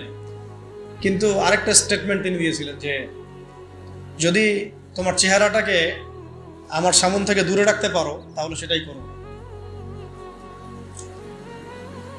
এই কথাগুলো, এ ধরনের কোনো স্টেটমেন্ট যদি আমরা দিই অনলাইনে, মানুষ বলবো অহংকার প্রদর্শন করছে। এগুলো গায়রাত, এগুলো ব্যক্তিত্ব। ইসলামের বীর সেনা হামজাকে তুমি হত্যা করেছো, সে আমার চাচা ছিল, খুব মানে মহব্বতের চাচা, দুধ ভাই। কষ্ট পেয়েছেন তিনি। এটা শুধু তাই না, তার লাশকে চিরে ফেলা হয়েছে, কলিজা ছিঁড়ে খাওয়ার চেষ্টা করা হয়েছে, পারে নাই। এটা আসলে তাকদীর। পরবর্তীতে আল্লাহ রাব্বুল আলামিন তাকে তৌফিক দিয়েছেন, তার হাতে আবার মুসাইলামা কাযযাব, মহামিথ্যাবাদী ভণ্ড নবী, তার খালাস। একইভাবে তিনি মুসাইলামা কাযযাবকেও হত্যা করেছেন, দূর থেকে পল্লম নিক্ষেপ করে একেবারে জান বাজি রেখে। তারপরে তিনি বলছেন একটা স্টেটমেন্টে যে আজকের পর থেকে আমি মুসলিম সমাজের মধ্যে হাঁটবো, কেউ আমাকে কাতিল হামজা বলবে না। আজকের পর থেকে আমি মুসলিম সমাজের মধ্যে হাঁটবো, কেউ আমাকে বলবে না যে এই হামজার কাতিল, বলবে সে হচ্ছে মুসাইলামা কাযযাবের কাতিল। ভাই দাও একটা কথা বলে ফেলি মাঝখানে, আমাদের সমাজে এই যে কাদিয়ানী মুভমেন্ট চলতেছে, এরাও এই যুগের মুসাইলামা কাযযাব। এরা কি এই যুগের মুসাইলামা কাযযাব? যদি আমরা দেখি যে ওরা এখন আবার ওদের মতবাদ প্রচারে স্বাধীনতা পাচ্ছে, আমরা এটা চরমভাবে প্রতিবাদ করবো ইনশাআল্লাহ। এবং উত্তরবঙ্গ জুড়ে এদের কার্যক্রম তো বেশি, আপনারা তো জানেন। এদেরকে যেখানে পাবেন সেখানে শায়েস্তা করবেন, জ্ঞান দিয়ে, জবান দিয়ে, আদর্শ দিয়ে, সব দিক দিয়ে। এদের সাথে কোনো উঠা বসা চলাফেরা করবেন না, মুআমালাতি করবেন না, কোনো ব্যবসা বাণিজ্য করবেন না। 13 নম্বরটা নোট করেন, সেটা হচ্ছে ওই যে এক ভাই বলেছিলেন যে জনসচেতনতা তৈরি করা খুবই ইম্পর্টেন্ট টপিক। এটা পয়েন্ট, কারণ বাংলাদেশের মানুষ নামাজ বুঝে, খেলাফত বুঝে না। বাংলাদেশের মানুষ রোজা রাখা ফরজ বুঝে, ইসলামী খেলাফা, শরিয়া, আইন এগুলো বুঝে না, তাই না বিষয়টা? বাংলাদেশের মানুষ কোনো ক্ষেত্রে এখন পর্দাও বুঝতেছে, পর্দা করা উচিত, ফরজ, যাকাত দেওয়া উচিত।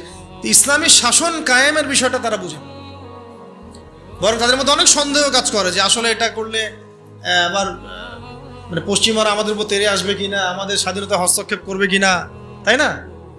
এইটা তাইলে এই খিলাফার সুফল, উপকারিতা এবং এটা না থাকার কুফলটা জনগণের মাঝে প্রচার করা, ব্যাপকভাবে দাওয়াতের মধ্যে এটা নিয়ে আসা, এই শব্দগুলো ব্যবহার করা। এবং এর বাইরে বিপরীতে যে তাগুতি সিস্টেম, যে so called democracy, so called secularism, communism, so called nationalism, এগুলো যেভাবে আমাদের ক্ষতি করতেছে, ইসলামের শরীয়তের পথে বাধা হয়ে দাঁড়াচ্ছে, এটা মানুষের সামনে স্পষ্ট করা।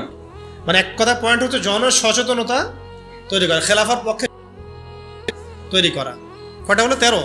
14 হচ্ছে অমুসলিমদেরকে বোঝানো, অমুসলিম ভাই বোনদেরকেও এটা বোঝানো বা জানানো যে খিলাফার আন্ডারে তারাই সবচেয়ে বেশি সিকিউর থাকতে পারবে।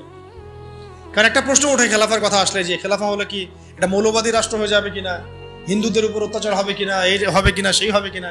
এটা সম্পূর্ণ একটা মিথ্যা বানোয়াট বোগাস কথা। ওমর রাদিয়াল্লাহু আনহু খেলাফত কালে কোন অমুসলিমের উপরে যাররা পরিমাণ কোনো অত্যাচার হয়েছে? বরং আমরা দেখি এখনকার গণতান্ত্রিক সিস্টেমগুলোতে এগুলো হচ্ছে, এবং এই ইস্যুগুলোকে মানুষ রাজনৈতিক হাতিয়ার বানাচ্ছে না, সুবিধা হাসিলের জন্য ইস্যু সৃষ্টি করতেছে।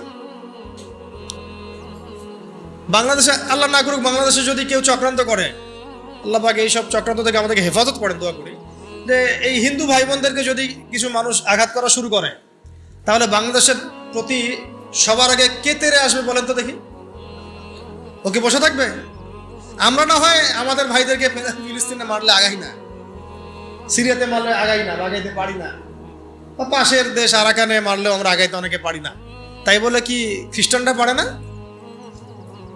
চাইনিজরা পারে না, ইন্ডিয়ানরা পারে না? ওরা কিন্তু ঠিকই আসবে। আপনি বাংলাদেশের মাটিতে যদি কোনো আমেরিকানকে কখনো মারেন, নাউজুবিল্লাহ, না এটা করতে বলতেছি না, তাহলে দেখবেন পুরো শক্তি নিয়ে এসে আপনাকে হামলা করবে না?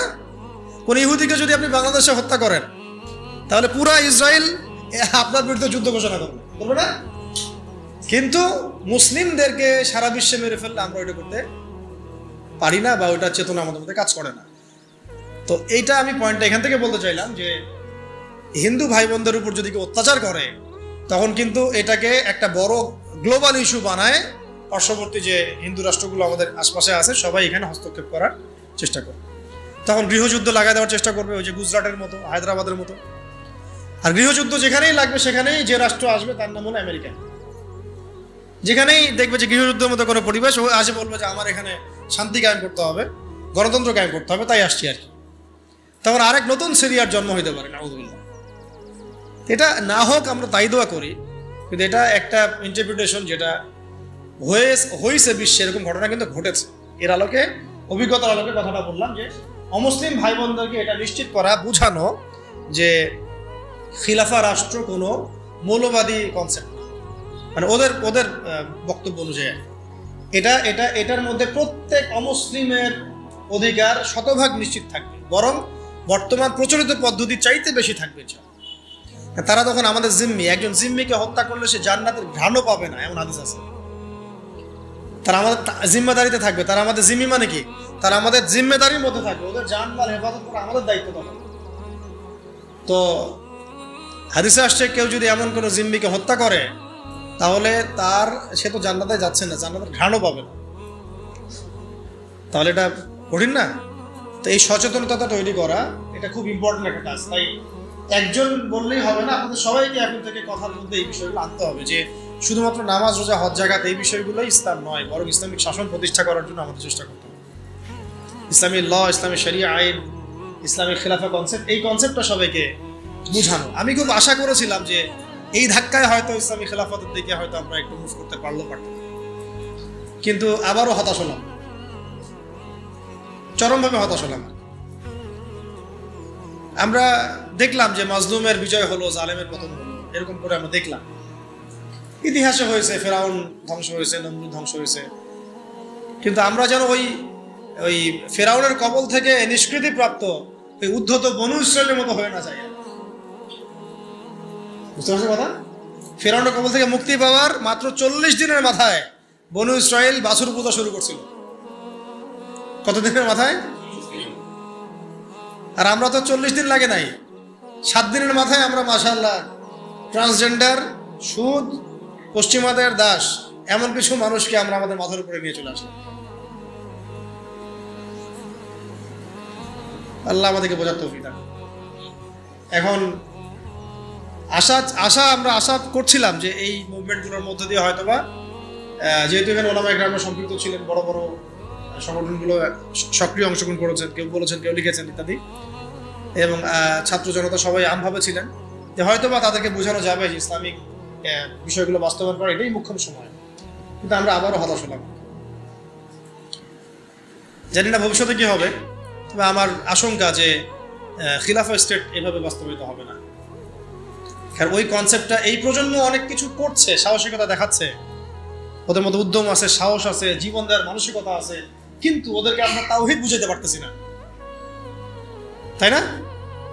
ওরা দেশপ্রেমে করতেছে, জালেমের বিরুদ্ধে দাঁড়াচ্ছে, জালেমের বিরুদ্ধে দাঁড়ায় গেছে, তারা দেশপ্রেমের চেতনায় লালন করতেছে, অন্যায় সহ্য করতেছে না, সাহস দেখাচ্ছে, ওদের বুদ্ধি আছে, ওদের মাশাআল্লাহ ওদের ডেডিকেশন আছে, সবকিছু আছে। তাওহীদ বুঝাতে পারছি না আমরা যে এই কাজগুলো করতে হবে আল্লাহর জমিনে, আল্লাহর হুকুম কায়েমের জন্য, আল্লাহর জমিনে গণতন্ত্র কায়েম করার জন্য না, আল্লাহর জমিনে এই তথাকথিত জাতীয়তাবাদ আর ধর্মনিরপেক্ষতা কায়েম করার জন্য না। এই ডেডিকেশনগুলোই দরকার আমাদের আল্লাহর জমিনে খিলাফা কায়েম করার জন্য। এই মেসেজটা আমরা ইয়াং জেনারেশনকে দিতে চাই বা দেওয়া উচিত। এইটার জন্য আমাদের সবার কথা বলা উচিত, কারণ আমার বিশ্বাস এদেরকে তারা হবে ইনশাআল্লাহ। যা তারা করে দেখিয়েছে আমাদের বিশ্বাস এই জেনারেশনকে দিয়ে হবে ইনশাআল্লাহ সবার। তবে তাদেরকে তো ছোটোবেলা থেকে এইসব বোঝানো হয়নি, পড়ানো হয়নি, জানানো হয়নি, তারা তো ওই ধাঁচে বড় হয়ে ওঠে নাই। একটা হাদিস মনে রাখবেন, তাহলে আপনাদেরকে এটা বুঝতে সুবিধা হবে। একজন ব্যক্তি এসে জিজ্ঞাসা করেছিলেন, হাদিসটা দিয়ে দিই অনলাইনে, যে ইয়া রাসূলুল্লাহ সাল্লাল্লাহু আলাইহি ওয়াসাল্লাম, কে শহীদ, কে?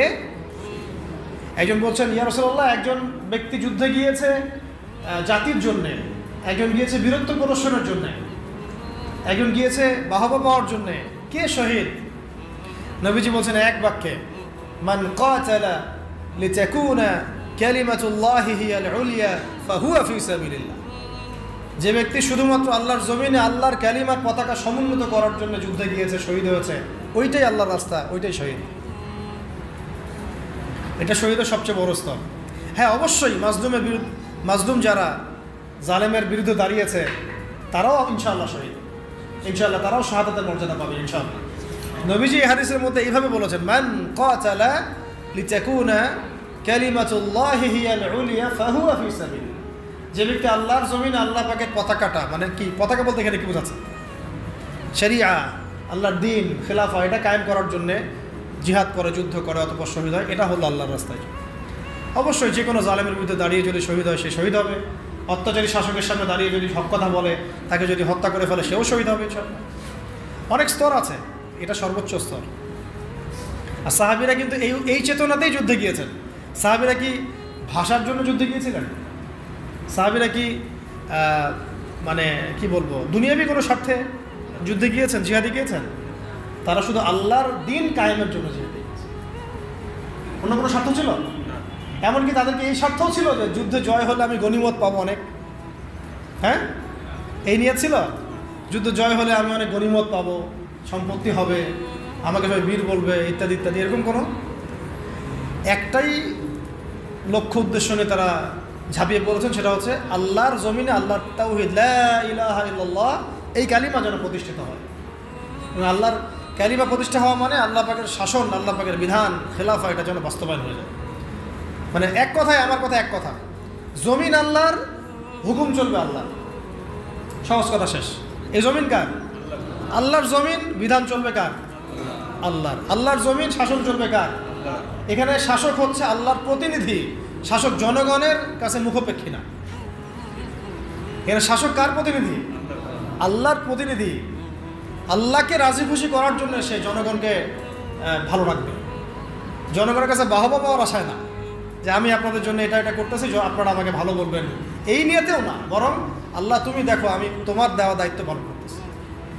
কেন ওমর রাদিয়াল্লাহু আনহু রাতের অন্ধকারে ঘুরে বেড়াতেন আর মানুষের দুঃখ দুর্দশা দেখতেন?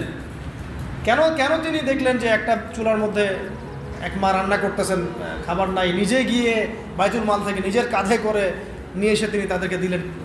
কি উদ্দেশ্যে? ওই মায়ের কাছে কোনো বাহবা পাওয়ার উদ্দেশ্যে?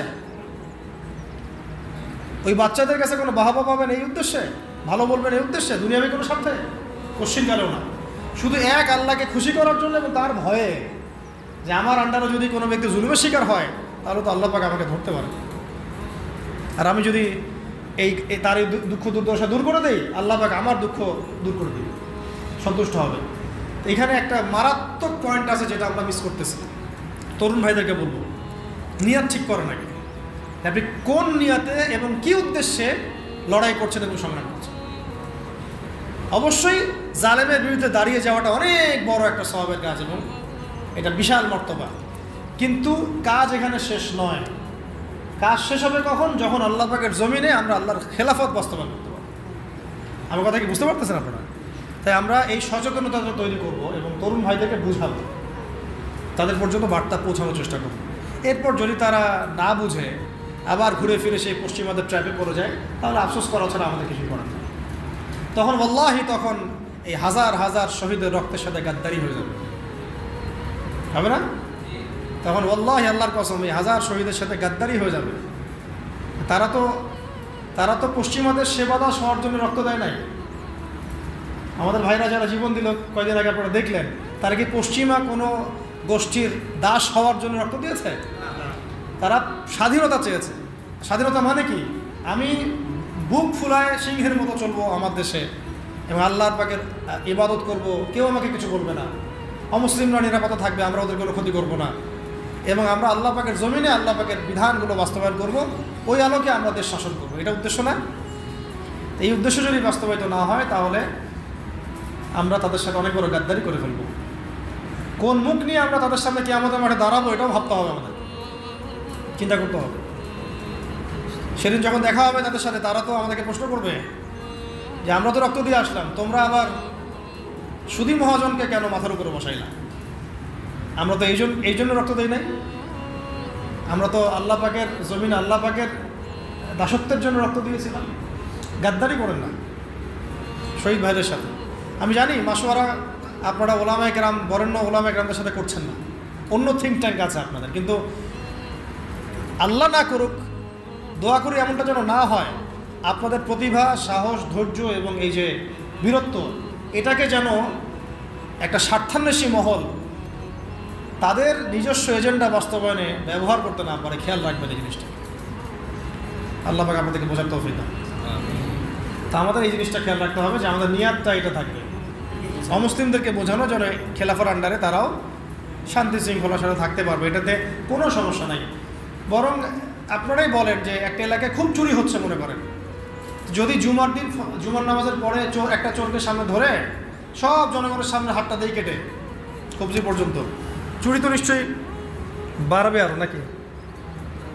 চুরি কি তখন বাড়বে সমাজে না কমবে? এই যে চুরি করলে যে চোরের হাত কাটতে হয়, বলেন তো আমাদের দেশের কত পার্সেন্ট মুসলিম এই আকীদাটা পোষণ করে?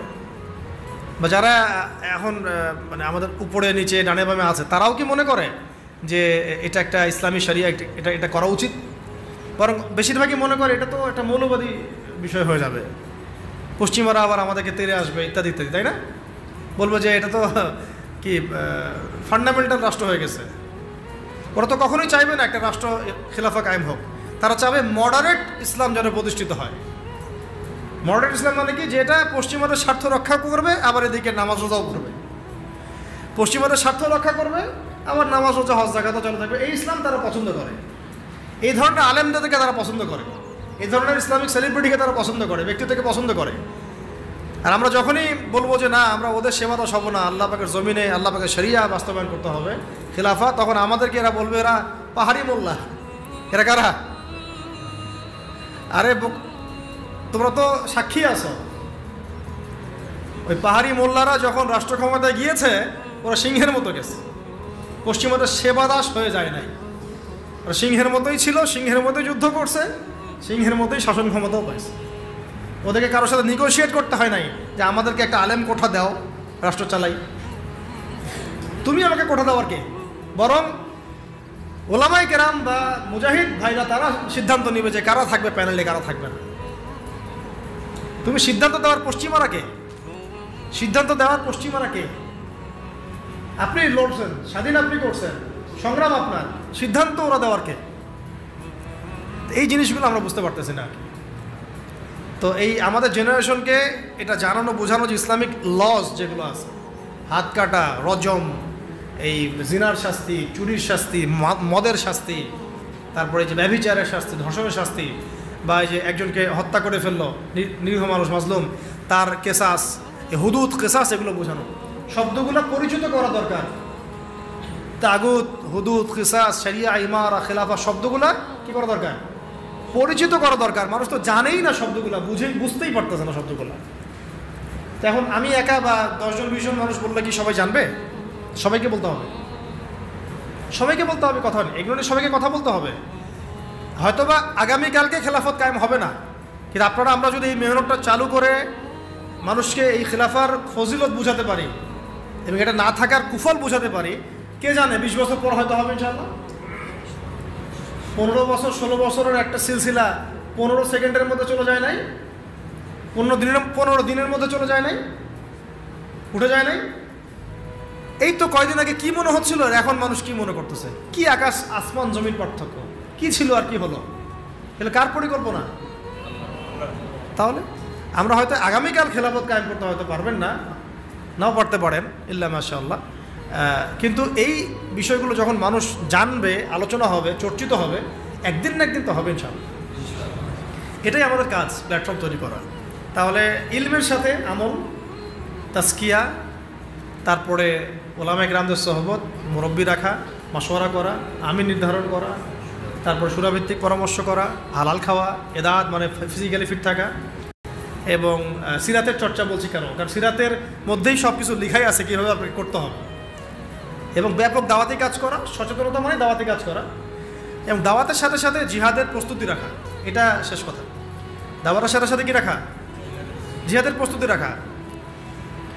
দেখেন, শেষ কথা, এগুলো শেষের দিকে কথা, যে মক্কায় হচ্ছিল না, সাহাবীরা আবিসিনিয়া চলে গেলেন, নবীজি তায়েফে গেলেন।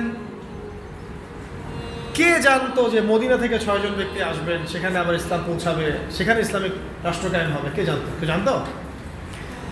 দেখেন, দাওয়াতের মধ্য দিয়ে ইসলামিক রাষ্ট্রটা কায়েম হয়েছে, আর ওইটা একটা ইমারা প্রতিষ্ঠা হয়েছে। তারপরে দেখেন, পুরো আরবের মধ্যে যে ইসলামিক খেলাফার রূপরেখাটা, এটা কিন্তু শুধু দাওয়াতের মাধ্যমে তখন হয়নি, সাথে সাথে জিহাদও লেগেছে। আল্লাহ নবী সাল্লাল্লাহু আলাইহি ওয়াসাল্লাম মদিনার এই 9-10 বছরে কয়টা যুদ্ধ করেছেন আপনারা জানেন? 81টা বা 87টা, এরকম আর কি পরিসংখ্যান। নিজে করেছেন, নিজে। আমি সিরাত পড়েছি এবং সিরাতের আমি খুব ভালো স্টুডেন্ট, এবং আল্লাহর রহমতে আমরা সিরাত পড়াচ্ছি অনেক মানুষকে, আলহামদুলিল্লাহ। সিরাতটাকে আমি খুব গভীরভাবে পড়ার চেষ্টা করি, কারণ এখানেই সলিউশনগুলো দেওয়া আছে। প্রতি 1 থেকে 1.5 মাসেই যুদ্ধ হয়েছে, যুদ্ধের উপর যুদ্ধ। 9 বছর আপনি পড়েন মাদানী জীবন, 9 বছর মাদানী জীবন পড়ে দেখেন, প্রতি মাসেই যুদ্ধ হয়েছে, কমপক্ষে 80টা। এটাতে নবী সাল্লাল্লাহু আলাইহি ওয়াসাল্লাম নিজে উপস্থিত, সারিয়া গাজওয়া মিলে। আর সারিয়া হিসাব করলে আরও বেশি হবে, এটা গাজওয়ার কথা বলছি। তো ওইটার প্রিপারেশন রাখা, তো এটা পরবর্তী স্টেপ। আগে স্টেপগুলো আমাদেরকে সাজিয়ে নিয়ে এই পুরো ছকটাকে মাথার মধ্যে রেখে এখন আমাদের মৌলিক কাজ হচ্ছে সবাইকে খিলাফা কনসেপ্টটা বোঝানো, সচেতনতা তৈরি করা, এর সুফলগুলো তুলে ধরা, এবং অমুসলিমদের যে ভীতি কিছু আছে, ইসলাম সম্পর্কে নেগেটিভ কিছু ধারণা আছে, এগুলোকে দূর করানো, এবং একটা জামাআ ফর্ম করে ফেলা। জামাআ মানে একটা প্ল্যাটফর্ম ফর্ম করা, যারা খিলাফা মুভমেন্ট নিয়ে সামনে কাজ করবে সব। এবং এটা অবশ্যই মুরব্বীদের পরামর্শে, সুরাভিত্তিক, এবং যারা এখানে নিজে জানমাল উৎসর্গ করার জন্য প্রস্তুত থাকবে, তাদেরকে অবশ্যই জ্ঞানী হতে হবে, আমলদার হতে হবে, তাজকিয়া অর্জন করবেন, এবং ধৈর্য ধরবেন। কি করবেন? ধৈর্য ধরবেন। এটা একদিনের কোনো মেহনত না, একদিনে হবে না। যেটা একদিনে হয় সেটা একদিনই টেকে, যেটা মেহনত করে অর্জিত হয় সেটা অনেক দিন টেকে ইনশাআল্লাহ। তো আমি মনে হয় যথেষ্ট বলেছি এই বিষয়টা। আজকে এইগুলো আমি স্কিপ করলাম, ইনশাআল্লাহ কোনো সপ্তাহে আমরা দার্সে এগুলো আলোচনা, এই প্রশ্নগুলোর উত্তর দিয়ে দেবো ইনশাআল্লাহ তাআলা। তো সর্বশেষ কথা হচ্ছে, আমরা আজকের আলোচনা যা শিখলাম, দ্বীনের ব্যাখ্যা, ইসলামের ব্যাখ্যা, ইসলামের রাজনৈতিক দর্শন, খিলাফা কনসেপ্ট, এর উপকারিতা, কীভাবে প্রতিষ্ঠা করব, রূপরেখা কেমন হবে, এগুলো নিয়ে কিছুটা আলোচনা করার প্রয়াস আজকে আমরা পেয়েছি। সব আলোচনা হয়তো আসে নাই, আরও একদিন আসবেও না, আরও সেশন লাগবে ইনশাআল্লাহ। ঠিক আছে? আল্লাহ পাক আমরা সবাইকে আল্লাহ পাকের জমিনে আল্লাহর দ্বীন প্রতিষ্ঠা করার তৌফিক দান। জমিন আল্লাহর শাসন চলবে, জমিন আল্লাহর বিধান চলবে, এই কনসেপ্টের নামই ইসলামী খেলাফত। সহজ কথা। সহজ কথা এটা যে আল্লাহর জমিন শাসন চলবে আল্লাহর জমিন বিধান চলবে আল্লাহর। আমরা এখানে আল্লাহর প্রতিনিধি মাত্র, আমরা আল্লাহ পাকের খলিফার ফাংশনই হচ্ছে খিলাফা কায়েম করা। খিলাফা হচ্ছে ইসলামের রাজনৈতিক দর্শন। এর বাইরে যা আছে এগুলো সব কিছুই বাতিল। সাময়িক কিছু উপকারিতা দিতে পারে, সাময়িক উপকারিতা কিছু দিতে পারে, কিন্তু এটা কখনোই মুসলিমদের স্বাধীনতা অর্জনের একমাত্র মাপকাঠি বা মানদণ্ড কখনোই হতে পারে না। আর এটাকে যারা স্বাধীনতা মনে করে এরা দিনে দুপুরে জেগে জেগে স্বপ্ন দেখতেছে। আল্লাহ পাক এই ঘোরটা কাটায় দেন, আমিন।